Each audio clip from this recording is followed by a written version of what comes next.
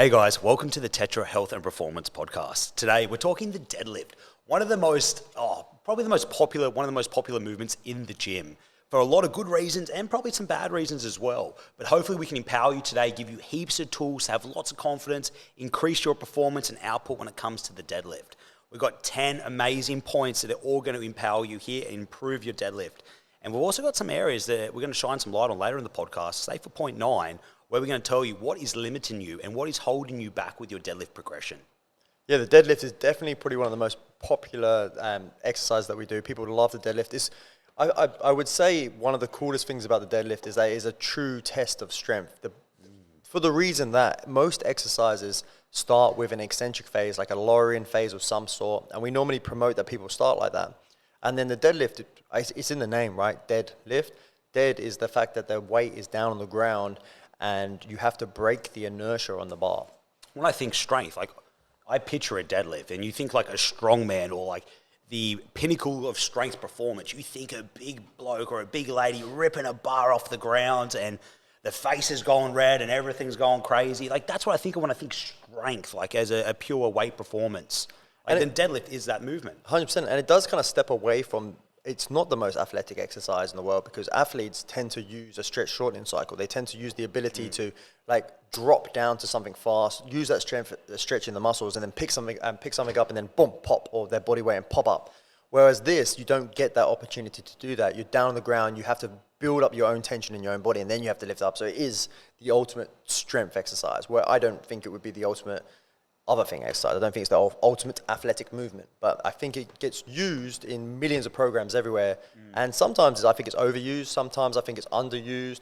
I think that there's also a fear to it. Like I've seen YouTube videos of doctors saying things along the lines of a spinal surgeon saying things along the lines of 1 in 3 people that come to me is because of deadlifts. And I'd be like, okay, well, wow, these people must be doing deadlifts really badly. Because I don't think that a deadlift is an inherently dangerous exercise, Mitch. What do you reckon? Oh, not at all, not at all. Like anything can be dangerous if you do it 100% poorly or you don't have the right intent or the right structure behind it. But having a fear behind one movement, I think has faults, right? And again, that's kind of the journey today, to empower you guys, to give you good confidence and knowledge about what you're doing and show you the effectiveness of this lift and show you how you can like best perform and feel, oh God, I'm just jumbling on now, but how you can get better with your deadlift. The suspense, Mitch. Yes, I know. Oh, so first up, like we've got a kind of a top 10, our 10 best tips. List, juicy. Often we find that there's too many arbitrary like rules put on deadlifts. People have their certain form that they believe is the best type of form for everyone. And we find as coaches, especially when we train mostly general population and some athletes, we find that we have people of all different shapes, size, lengths of legs, arms, and you will find that some people aren't suited to this one-size-fits-all way to lift up a bar. So we want to kind of break that, and we want to give you 10 kind of real reasons on what you could do no matter what, really. Cool. Let's go number 1. This is so important with the deadlift when you set up, no matter what variation you're using, is to push the ground away with your legs. The legs are pushing to break the inertia. Yeah, and it's interesting because the deadlift is considered a pull exercise. And yeah, 100%, there is a certain aspect of the movement that is pulling the weight off the ground, but you are connected to the ground. The best thing you can do when you're touching the ground is push the ground away as hard as physically possible. I generally see it with some people maybe on their first session when you're just trying to layer up the information. I think a lot of the common strategy we'll see people do is they'll get their arms involved and they'll try and lift it through their upper body and then like kind of pop their rib cage up to start the momentum process. But again, just that ability to kind of load and just let the legs do their job to push off, it solves so many problems and it puts that load and tension where it needs to be for the lift. And it can be really hard because when you are starting with the deadlift, you're going to have a technical learning first. So you're going to gain strength really early on because you're going to learn the movement technically. And you actually have to start probably, there's a sweet spot with most weight, right? There's kind of like, it's just heavy enough to put you in a good position and you to learn to use the big muscles. But then, it's a bit too light, and actually what's happening is now you can lift that with your elbows. And you have to bear in mind, I say this a lot to people when I'm training them, I'm saying, well, eventually you won't be able to lift that weight with your elbows. So that's training the way we're going to move heavy weight. It's training the light weight the way we're going to train with heavy weight, right? Because that's very important for making sure that we're firing up the same muscles on a repetitive basis. And we're learning the technique of the movement that best suits us. And using them legs is a game changer. I also would put down legs to one of the main reasons why people might get too much in their low backs. So the leg drive is nearly everything. I need to push the ground away as much as possible with my legs. And the truth be, even really bad technique with like your back changing shape while you're lifting and all these other things that kind of happen as you lift it up, and bad technique as in you haven't trained that way and all of a sudden you're lifting a heavy weight with a different movement. Well, actually, that's never going to bother you really if the legs are taking all the weight the whole time. And I'll go a little bit more into this. Think like the ratio of the hip to knee as well. Like just a visual as we set up, like it's going to be like 2 breaks at the hip for every 1 break at the knee. If I go to push up and the only thing that shoots up is my hip, well, now I've got no real way to get this up but to use my lower back and my upper body. So if the hip shoot up too quick and now I'm still trying to get that weight up, I've got no leg drive or leg force to actually get that bar up. And it has to be through like lower back or upper body means. And obviously not the best way to go about it. So we are saying the legs, but we also got like a bit of a ratio break between the knee and hip and constantly keeping that even-ish as we come up to the top position. So the tension's going to be mainly through the quads, the hammies, the butt, or pushing down at a nice synchronized effort as we come up. And yeah, the really good point that you make there, Mitch, is that when you actually lift the bar up, we want to make sure that we're lifting with everything. And the second my bum shifts up, I only have a few muscles that are going to drive the hips forward. But if I can keep my knees slightly forward or just in line with the heel while my hips are driving through, I'm getting the best of both worlds. I'm using the glutes, I'm using the hamstrings, I'm using the quads. Body. I'm just setting myself up to have the best success.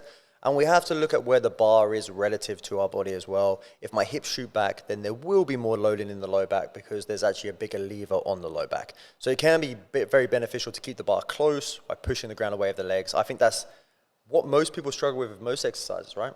Like actually getting the legs in the ground and pushing everything away. Oh, I think that applies to like a squat, split squat, you bloody name it. That's going to give you miles in your legs literally by using them and pushing the earth away as you come up. Yeah, and that ties perfectly into the next one, which is the straight bar path. And yeah, baby. Kind of like if you think about it, the fastest path from one direction to the other is quite simply just a straight line. So number one, you're just doing less work, right? You're not taking so much time to lift the bar up. You're being efficient. Like I take a step back, imagine you're watching yourself from a third person and you see the middle of the bar where you load the plates on, that just goes up and down. You don't want to see it go up, forward, and then down, because then that's getting away from you. It's getting away from your center of mass. It's harder to control. It creates more leverage to use like other areas. So keeping that tight in, like generally go like over your shoelaces, around your midfoot, and I drive up into my position. I put it exactly where I picked it up from. And that's going to help keep that vertical path that whole time for you. And like Mitch said, center of mass is a word that we will be using a fair bit today because it's so important. Like when I have things close to my center of mass, the weight is actually perceived and is technically lighter to most of my muscles. So if I'm trying to lift the heaviest weight possible, I'm actually trying to make that heavy weight lighter. So keeping it under my center of mass is really, really important. And you'll find that the center of mass is the main reason on nearly any exercise how people mess it up, right? Your body is always trying to protect itself. It wants to keep the center of mass in a position where we don't feel like we're going to fall on our face or on our back. So whatever happens normally is a center of mass control. Like the reason you will hike your hips up or roll too forward over the bar, or shoot your knees far forward, it's the body's perception of where its center of mass is. And so I'd say the more common out of the two. So center of mass obviously can be like directly in line with your center of mass. It can be forward of you or it can really be behind. And there's also like left to right as well. But I think the most common representation we do see is that weight tipping forward onto the forefoot. You see the toes gripping in, trying to hold on for dear life not to fall over. And if that's happening to you, you feel that weight on the forefoot and the heels peeling up or the toes are gripping on for dear life, well, they're signs that the weight's too far forward. Or if you even just look down to your feet and you see where the bar is, if it's at your toes or in front of your toes and stuff like that, that's, again, sign that bar path is going to be way further forward and you're making your job harder for yourself.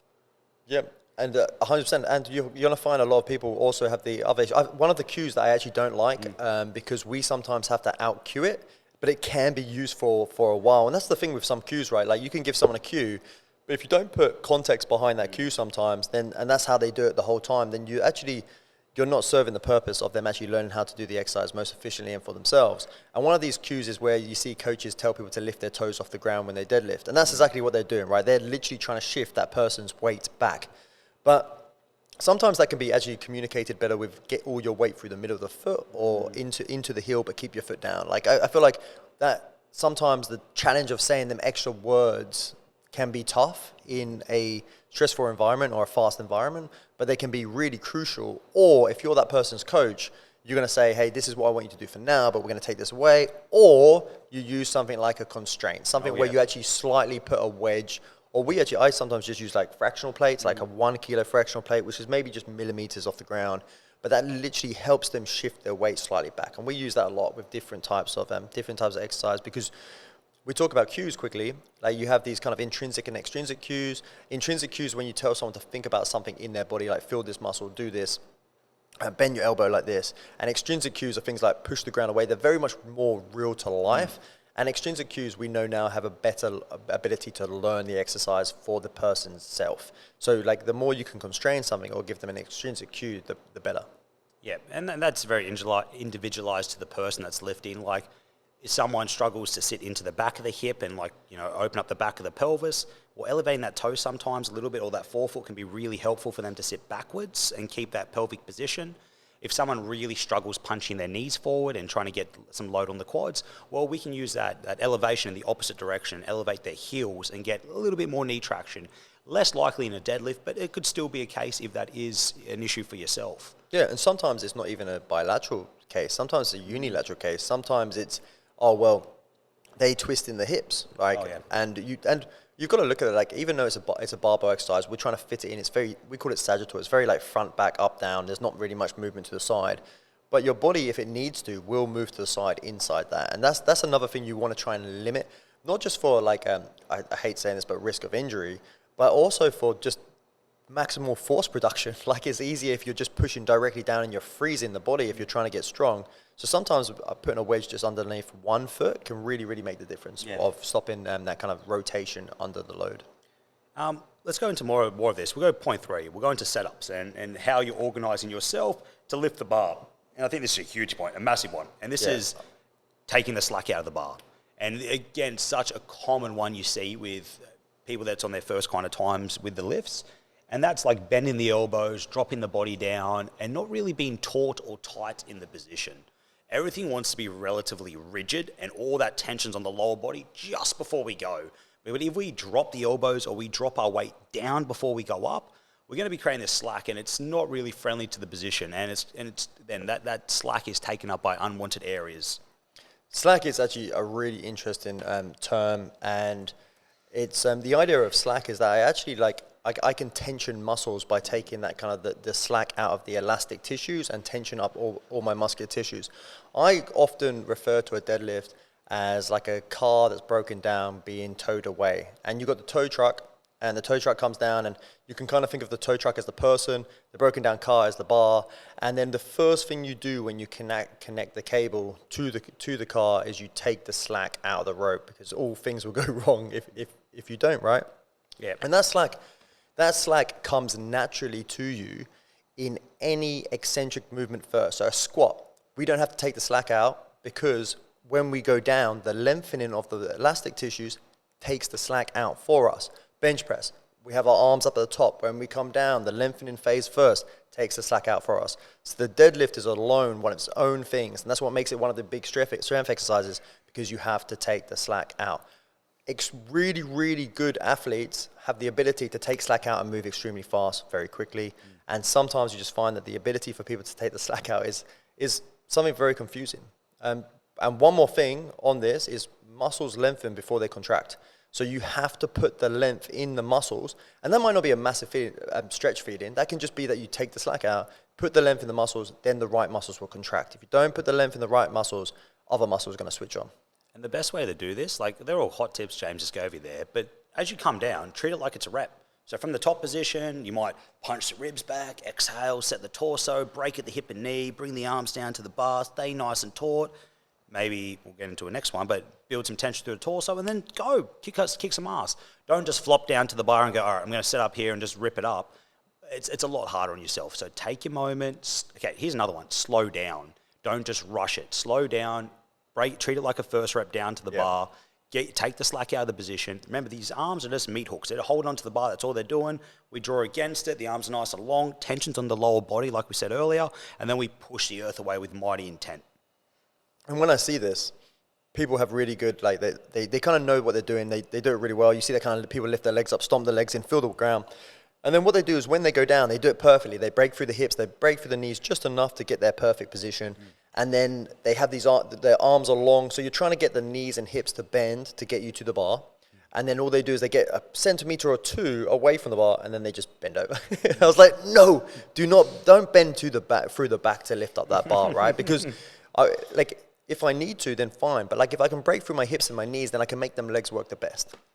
And the idea is make sure that if I can't get to the bar of my arms, then what I'm going to do is I'm just going to send my bum back a little bit more. I'm going to put a little bit more stretch in my hamstrings, a little bit more stretch in my glutes, and that's going to get me to the bar. And that is how my reps are going to be. Like that first rep is going to be sweet.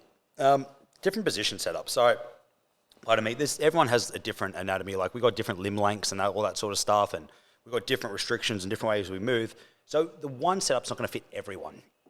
But some golden rules are like it's going to be as you drop down to the middle of your foot with that bar. You're going to have like a more hip-dominant break than your knee-dominant break. But there are slight variations. Some people's bums will be a bit more comfortable being a bit more hingy. Other individuals will be a bit more comfortable dropping their bum and loading their quads a little bit more. And on that note, your stance with your legs. Some people might prefer like a little bit wider toed out. Some people might prefer a little bit more narrowed stance. I've got a little trick for you here. If you're like, I don't know what to do with my legs. Okay, so you can just do this if you're listening, not if you're driving. Close your eyes, jump 3 times, and wherever you land with your third jump, that's probably going to be a pretty cool position with your feet. If you look down and go, oh, that's the width of my feet, that's going to be a position you're pretty comfortable creating vertical force with, and that's pretty translatable to the deadlift. So that's a nice little test for you. Again, driving, not going to work. If you're seated down, stand up, give it a go, and like that will be a pretty good setup for yourself. Yeah, that's fantastic. Like Mitch said, you're finding the position that you're best comfortable creating force and absorbing force.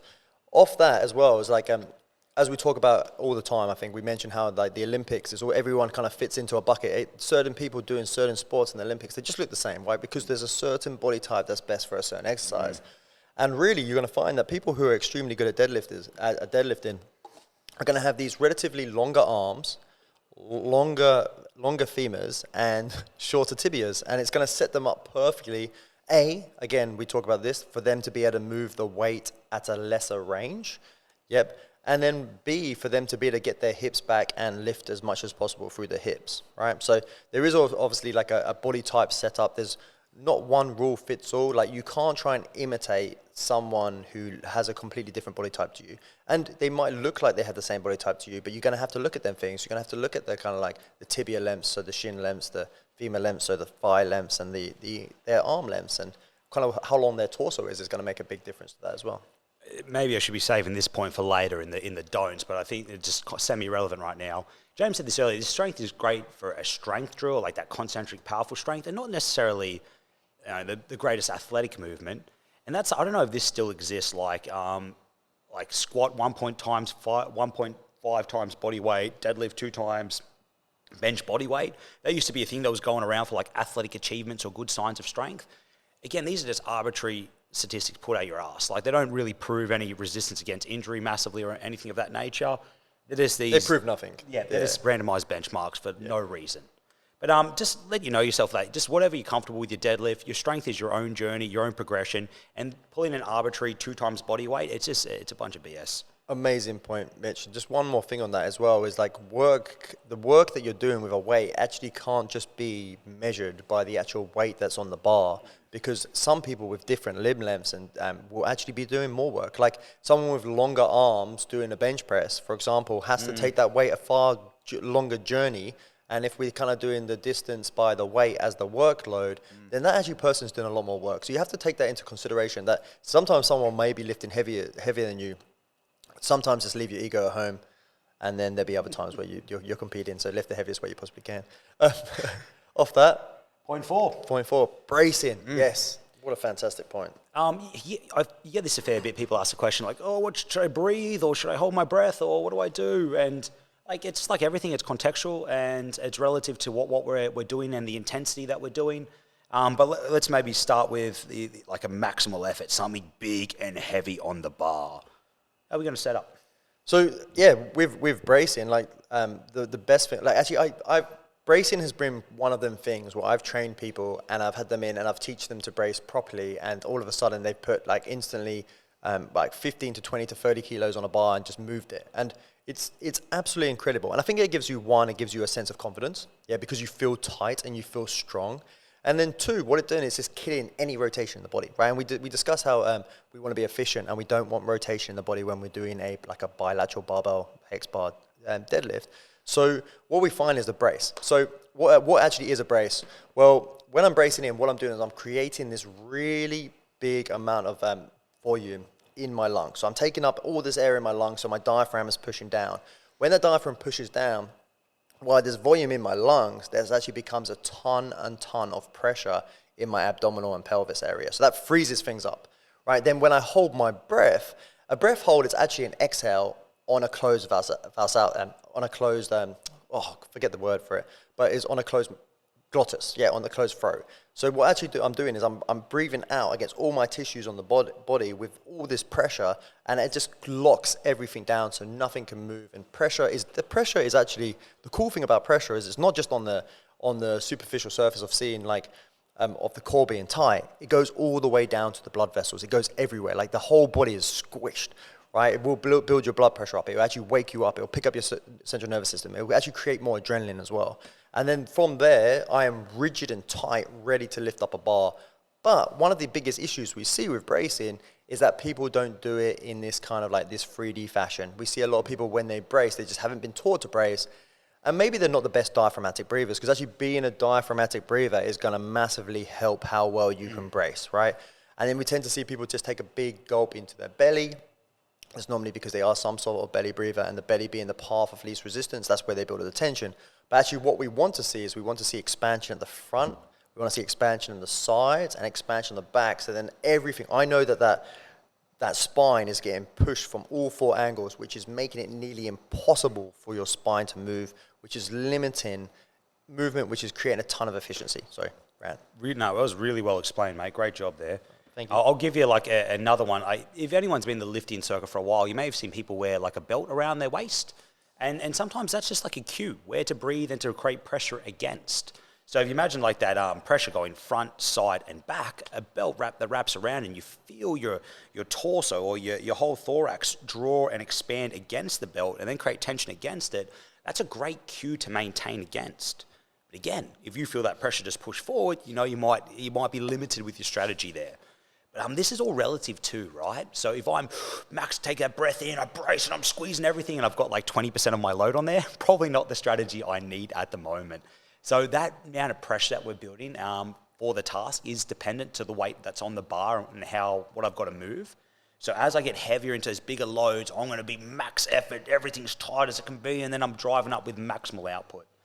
A common thing I've heard is like, oh my God, I feel lightheaded, I feel like a bit buggered. It kind of happened at that heavier load. It's not totally abnormal. That is the pressure. That is the blood pressure rising and everything like that. So it can be that you get a little bit faint, and it's pretty good to have check that every now and then. If you do have high blood pressure, then maybe sometimes super heavy lifting is not for you right this moment, right? But then or maybe the way that you breathe is going to have to change when you lift. I'll say like the point I want to drive home there too. If that's happening to you at like an 8 to 12 rep effort with 3 reps in reserve, dude, we need to breathe and chill out a little bit. And like James said, that might be something to get checked out. If you are still breathing and staying relaxed and still getting that, check yourself. But like on a 3 rep max, not outside the world of abnormal. It's kind of, you're building a shitload of pressure. And just off that, I know like we've got our don'ts at the end, but you added a don't in the last one, so I'm going to put that's a fair play. Play on. Belt mistakes. So actually lots of people wear their belt too tight. Which doesn't give them the ability to take the air into the belt. And some people wear it too loose, where there actually should be a little bit of space in the belt. And I'd say over time, like you'd want to have a little bit more sometimes, so that you can actually really breathe into it and push out against it over time. I think lots of people wear it either way too tight or sometimes too loose to actually get the effects of a belt. And sometimes in here, we just use a band around the waist. It actually does the job, because the belt is, I don't know if you just mentioned this, Mitch, but it's a feedback. It's a mechanism to give you a feedback for you to set up that brace. That's cool. Just elaborate on that. That band really works. So, like, I think most gyms, if you've never used the belt before, most gyms, even 24/7 gyms, have bands hanging up somewhere. Just tie it around your waist, tie it around your belly button, midsection, and you can work against that. You can have that feedback against the band, because you'll feel it get tighter as you breathe and expand and create tension. You'll feel it get firmer around your waist. And again, 3D expansion with that torso as we take that breath in. Yeah, and the breath in is really important. You actually find that like a big breath in and then hold your breath for a split second and then another breath in can really fill you up nicely. Let's go point 5 because it kind of feeds off this a little bit. And like you said, James, that breath in is a whole nervous system effect. And getting your nervous system jacked up for a heavy weight it's a huge thing. And there's heaps of ways to like pick up what's called your arousal level, and not that arousal level, like your nervous system arousal level, like getting yourself excited. And we've all had that. Like we're feeling good, we're bouncing around, like my body wants to move. Getting into that state for like a heavy weight is where you want to be. If you're feeling dozy and relaxed and you're feeling sleepy, probably not the best conditions for the nervous system or the body to lift maximal loads. And I think the best way to get stimulated is 2 very simple things that we've kind of discussed in our warm-up podcast as well, which was definitely worth a listen. Is first up warm-up sets, like before the warm-up sets, let's go into kind of primers, CNS primers. So things that actually really increase your central nervous system and get you excited are going to be things that actually involve some kind of jumping, some kind of running, some kind of throwing. Things where you can kind of move with intent at a high velocity are always going to be amazing. And then also like more specific to what you're actually about to do is you're kind of like climbing in weight and just slowly dropping in reps towards your max performance. And I think both of them things together are amazing. And actually, if I'm going for strength, I'm always going to do both of them 2 things. Hell yeah, man. That's simple as that, right? Yeah, 100%. We did touch on it briefly when we spoke about the setup. Is kind of your ritual is really important as well. Like you see some people, and I do love watching it, and I think there's good reason for it as well. And they don't always know exactly why they're doing it. It's like they kind of that stamp, like get your feet grounded, like wiggle your foot, get your foot position, feel tight in the ground, like take that breath in, go down to the bottom. I think that stuff, like building ritual is really important. Like some of the best athletes in the world do it, right? So yeah, it can be super useful. Yeah, but it's like I PB'd once with this exact routine. I wore these socks.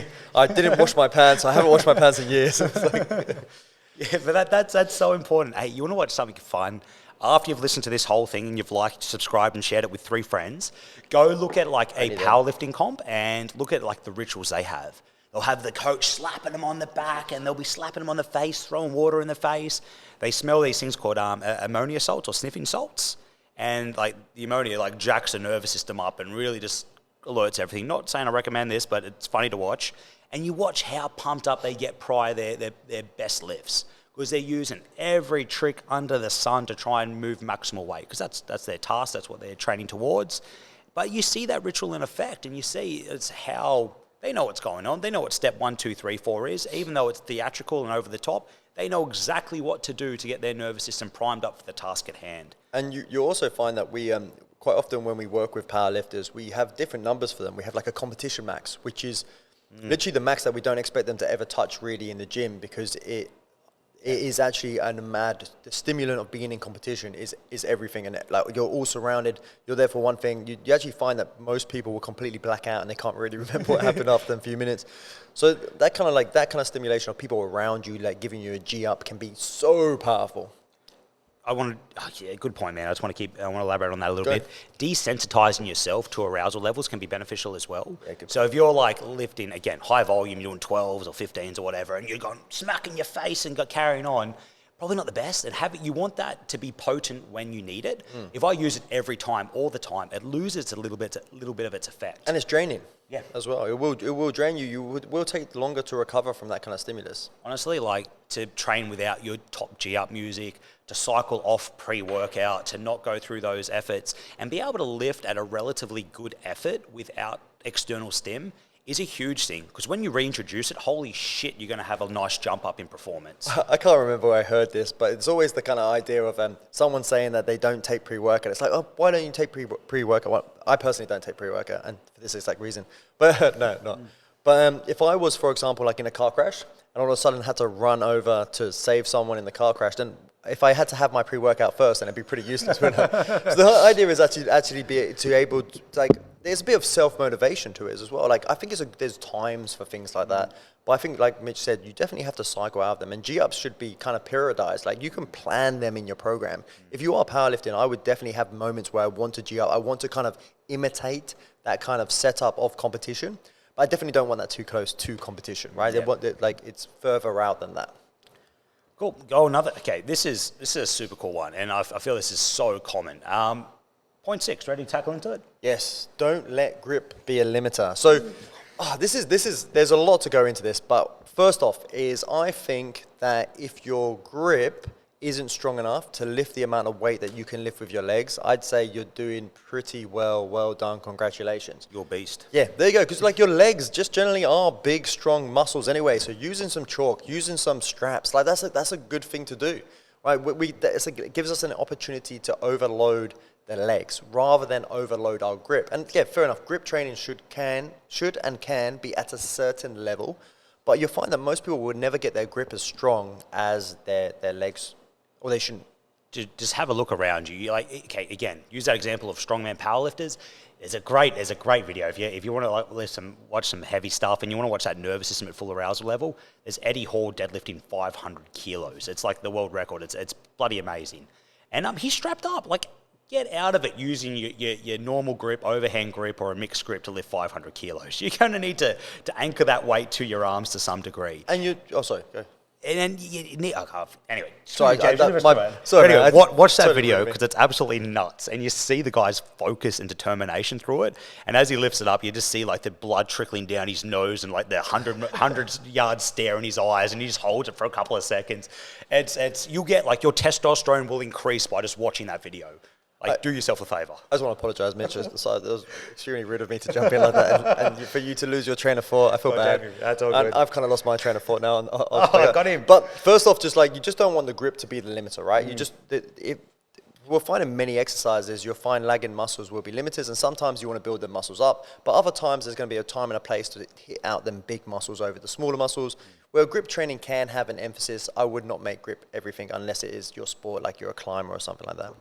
Yep, 100%. Like, look around. Like, if you don't, like, say, train at a lovely facility, Benchmark Canterbury, and you train at 24/7 gym, you look around you. I bet you like those bigger lads and those strong girls that are kicking around are using straps. Yeah. Like, and you'll need them not just for deadlifting and going slightly off deadlifting efforts, like for rowing drills and all that sort of stuff where you just want to move load and you don't want to be limited. The straps are a really, really useful tool and highly recommended. Yeah, using straps is not wussing out. Yep. Not using straps could be wussing out. I'll go a bit more on grip too. Some other things here, like mixed grip is something to look at.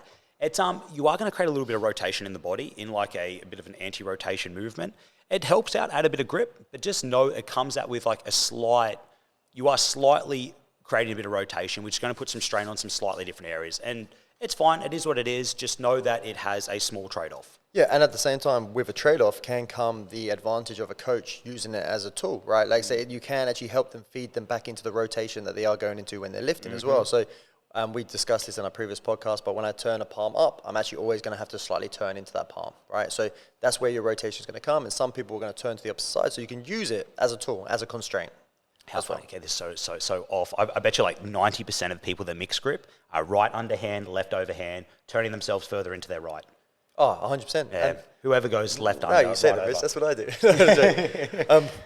Yeah, and you don't have to be this kind of like overhand grip only kind of dude. Yeah. Yeah. There's you can be like there's plenty of reasons for why you'd use mixed grip, overhand grip, hook grip. Now that's you're sadistic if you use hook grip. Yeah, I worship you if you use hook grip.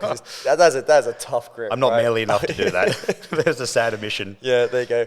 Up next, we'll move away from that because we're showing our weaknesses. 0.7. Yeah, intent. And intent is such a big thing, right? And with the deadlift, intent is pretty, again, with the deadlift, it becomes even more important than with other exercises. For that reason, again, that we don't get that eccentric phase, so we have to build up the intensity of the lift. The bar is dead, right? It's on the ground. There's no movement in it already. There's no momentum in it. You have to break the inertia on the bar. Your intent is so important because say for example, that bar weighs 100 kilos. Well, if you put 100 kilos of force on 100 kilos, what happens? Nothing. Nothing moves. If I put 90 kilos, it doesn't move. I have to put over 100. And if I put 101 kilos in it, it's going to move, but it's going to move ridiculously slowly and I'm going to be burnt out. So I need to put 150, 200 kilos worth of force and I need to move that weight as fast and as heavy as possible so I don't, again, use other muscles and I can just get the legs to drive. And with that being said, that intent is also going to, say if I move a weight at 100 kilos, but I put 200 kilos of force in it, which will show with speed of movement, then if I go and pick up 150 kilos, I'll be like, oh, this moves. Okay, if I lift 150 kilos and I put 200 kilos worth of force in it, and I keep doing that, it'll show again with 160 kilos, and I will get stronger just by putting more force and more intent into an exercise. One of my favorite ways, boom, there you go, walk away. Podcast done. Because people don't do it, Mitch. People don't put enough intent into exercise in general. Here's how you do it. Here's my favorite way to teach intent. And it's VBT. It's tracking the velocity of it. I've used this with a couple of the stronger lads in the gym, and it's an awesome way to gamify. If you get two like relatively strong individuals, you have the same weight, like a sub-maximal load, and you have a tool that can track the speed of it, you know what, now you got yourself a contest.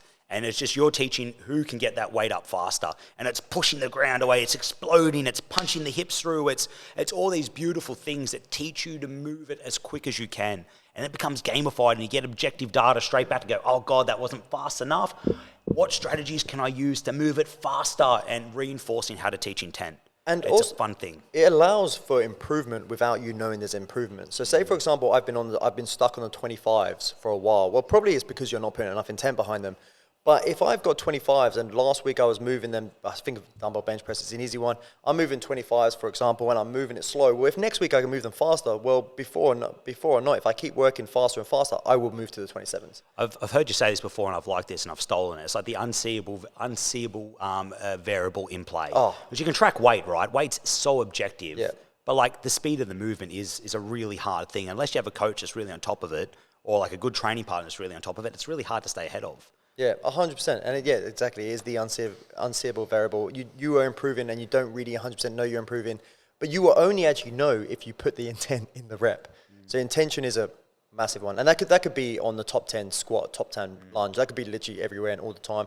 And there's a time not to have too much intent, because intent drives momentum. So it drives force in the beginning of the rep. So there is times where you might want to strengthen and slow down reps, but intention when it comes to strength, 100% all day long.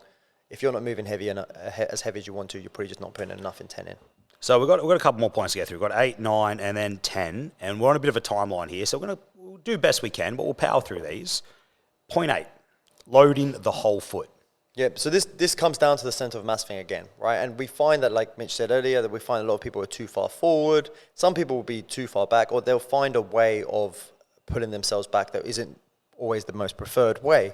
So actually loading the whole foot, and the deadlift being one of the most compressive exercises possible, we actually need to get some internal rotation. So we need to find our center of mass underneath us, not just front back, but inside us as well. So we need that good whole foot contact. We need to actually be pushing through the inside middle of the foot as well as the front back, the whole foot, but they're the points that people miss the most.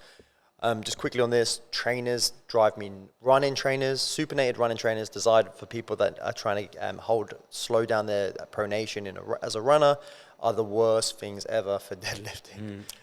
Massive limiter just in the gym massively. Yeah. Oh, yeah. Because in the gym, we're going to do a lot of exercises, and every single exercise at some point is going to need to have that kind of inside foot down in some part of it. And the idea of running trainers quickly, this is not the best time to do this with the lack of time. The problem with running trainers is they're designed to slow down a high impact force, slow you from supination into pronation, so you don't dump, right? But the force is completely different when my foot is still. Forces of running are like 8 to 10 times your weight. Forces of weight is going to be like what most people are going to be lifting body weight, or body weight 1.5, body weight times 2, right? So running trainers in the gym, they're not good. Yep, mic drop on that one yet again. A couple of mic drops today, which is fantastic. So running through the midfoot, it's huge, and like you said, it's just earlier, it's controlling center of mass and where our weight is. And midfoot's massive. Oh, God damn it. I had another point, but I can't think of it. This is where stance is going to come really in as well. You find that like some people are going to have, again, arbitrary rules of form. Like some people aren't going to have the narrow stance that everyone wants to have. Some people are going to have wider. That kind of cue that Mitch gave earlier is a really good one for that. Some people are going to have to go wider. Some people are going to have to go narrow. It's like, some people are going to have to turn the toes out slightly. And some people will need a slight wedge in their foot to help them with the position. But, yeah, you got to find the right step position for you, and ask a qualified coach to do that, right? Ask a good coach. Shout out Benchmark Canterbury. Yeah, ask us. All right. Comment. Because of the time, I'd love to go more on that, but let's do some don'ts, and then we'll get into point 10. Yep. There's a few don'ts here. Like these are like just things that, okay, I know like there's a lot of individualization in it, but here's some just common ones that kind of suck. I'm gonna go one straight away, and it's packing the scaps. And you see this in the deadlift, the shoulders being pulled back and really retracted. So this is just a shit thing pretty much in general for like 99.9 things that I can fucking think of. But from a deadlift, it's a limiting to your ability to retract the scaps. And your legs are so much stronger. Your shoulder blades are not as strong as your legs. So the arms are nice and long. The shoulder blades are kind of just following the arms and their path. And then I'm driving through my legs. If I'm retracting through my shoulders and I drive, the weight's just going to drop, and I've created slack on my own position. Yeah. And that's going to feel shit house on the body. And as well as that, like just briefly, we discussed body types best for deadlifting. Well, that's someone with some reasonably long arms compared to their torso and tibia lengths. So if you actually are limiting the length of your arms by packing your shoulder blades, you are making yourself worse at deadlifts. Yeah, it's your own handicap. Like, why? Yeah, exactly. And what Mitch said there is 100%. Like, if you lose your shoulder blades, you're going to create a momentum down your body that you're going to have to control mid-rep, which is not sweet. Squeezing your butt. Yeah. Yeah, butt squeeze at the top. You don't have any load on your glutes at the top of a deadlift. So actually squeezing your butt and driving it excessively forward is just going to probably load that back more in the top position, and you're just getting nothing out of it. So best to end stacked at the top. Bear in mind that the rules change a little bit for competitive powerlifters because they do have to have things like lockout. So it does sometimes assist them with lockout. Other ones as well is, I think, extras, the finishing extras. It's like when people get to the top, they think they've only finished the exercise with a knee lockout, with their hips all the way forward and their chest lifted. Well, the exercise just finished when you stand up straight with the bar, right? Again, powerlifting, they have to lock out their knees. So that's something that comes by. But I don't think you should be queuing powerlifting rule sets for general population or just any other athlete but a powerlifter. Preach. Yep. No, you're done preaching. Okay. Moving on. I do. On that note, like, and follow that. You want to have control in that eccentric phase as well. So once we punch it up, we get to top position. Control it back down, dude. Don't just let it drop. A very common thing is you'll see, like, call it tap and going, is like you'll come down and you just bounce it off the bottom and drive again. Well, you're transferring so much elastic energy from the body and from the ground back up to help you with momentum into the next lift, which makes it substantially easier. Not something, if you're developing strength qualities or even hypertrophy qualities, you need to stop that. It's in the name, dead lift. The weight is dead on the ground. Then you break the inertia and you drive again. Yeah, baby. So control it down, keep it dead for that 1 to 2 seconds, and then drive again. It's going to put some hairs on your chest, like even for the ladies, hairs on your chest if you stop there. Two good points on that is, number one, like 1 to 2 seconds, fantastic. 3 to 4, even better. Like if you can actually spend a little bit longer on the ground, it's you like lose 4 that seconds, elastic. right? Yeah, I think it's like 3-4 seconds and you completely kind of lose all the elastic potential of help, right? And we want that because also what you're going to do is when you bounce on the ground, you're going to get the assistance where you definitely don't want the assistance in a deadlift if you're trying to get stronger, because that is the point where you're trying to be the maximum, as strong as possible. So you can perform that 1, 2, or 3 reps in that position. That's good. I want to go a don't that transfers into point 10. So point 10 is like variations of deadlifts. Maybe not the sexiest thing, but I swear this is like one of the most useful points.